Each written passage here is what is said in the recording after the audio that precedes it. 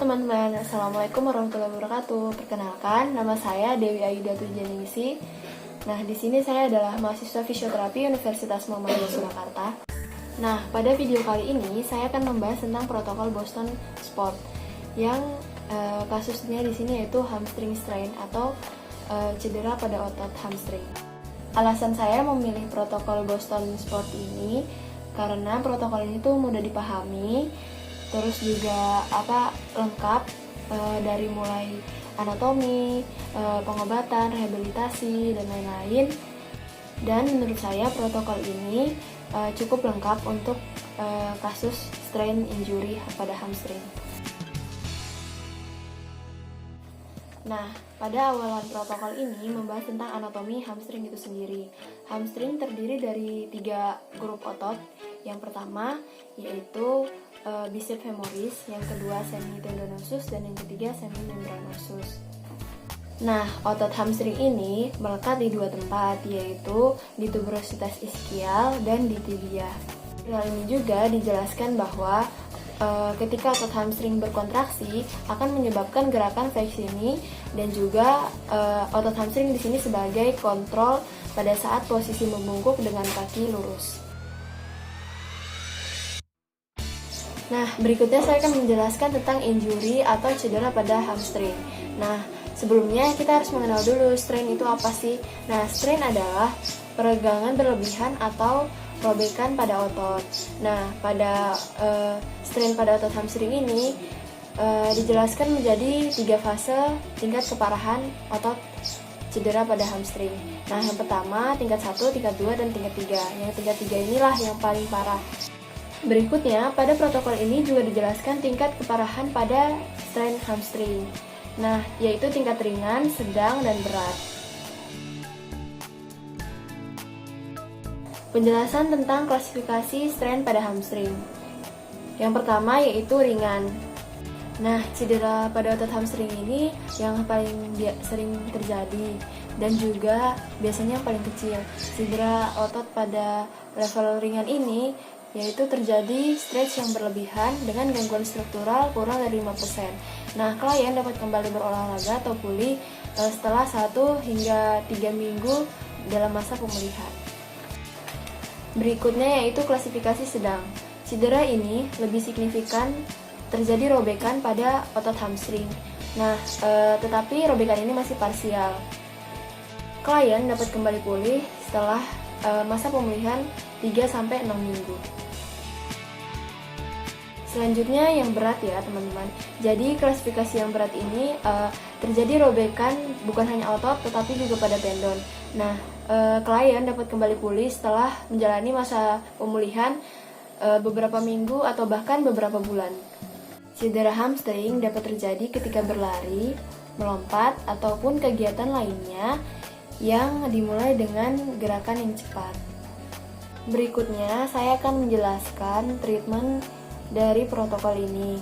Jadi ketika strain terjadi harus diutamakan untuk mengompres es selama 20 menit. Dan juga beristirahat dari aktivitas menjadi salah satu rekomendasi dari protokol ini. Berikutnya, protokol ini juga merekomendasikan bahwa asing 2-3 kali sehari dapat mengurangi rasa sakit atau nyeri.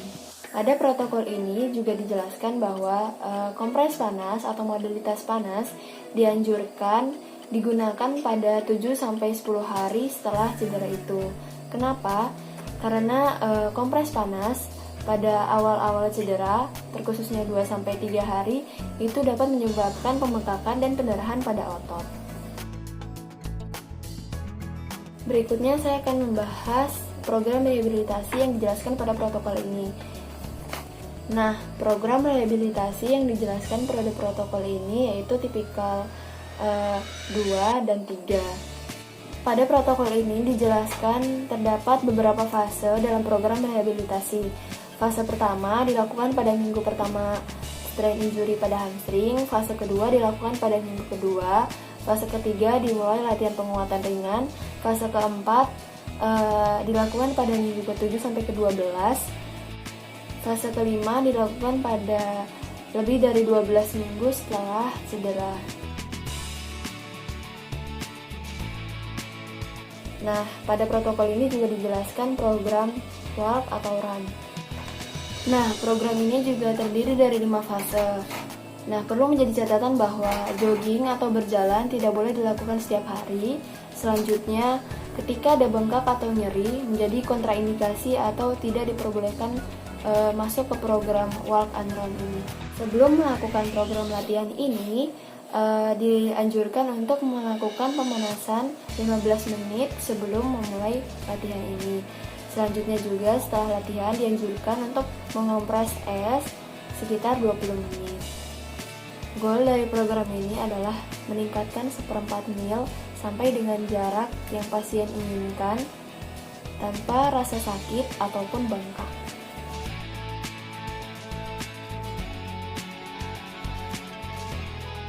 Nah, pada program sprint ini jadi memiliki kriteria untuk klien atau pasien yang ingin masuk ke program sprint ini.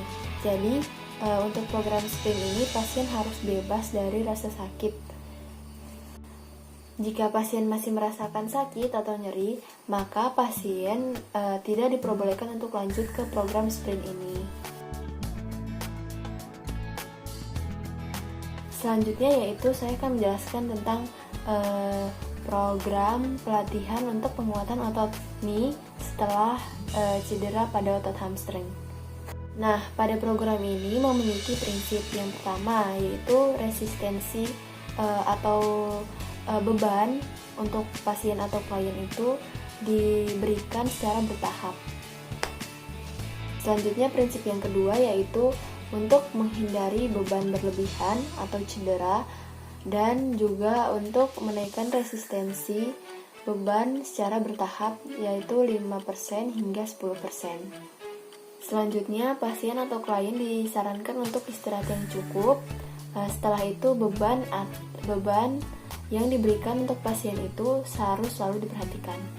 Exercise yang bersifat resisten ditingkatkan secara bertahap dari 10 hari hingga 14 hari apabila pasien itu melakukan latihan secara konsisten.